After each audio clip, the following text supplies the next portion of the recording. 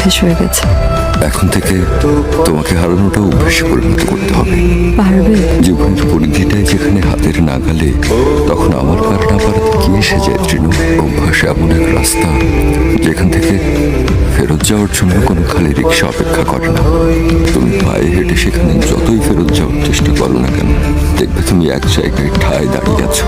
তোমার কি মনে হয় আমি ভালো থাকবো তোমাকে ছাড়া? তুমিও যে আমার অভ্যেসে পরিণত হয়ে গেছো আবির। দেখো, আমি বদলে গিয়েছি। আমি না হয় চলেই যাবো তোমায় ছেড়ে দেবো। কবিতারা বদলে যাবে না হয় গানের সুর। এসো তুমি একলা হেঁটে আমার হৃদয় পুরে, দেখবে শুধু তুমিই আছো এই পৃথিবী জুড়ে।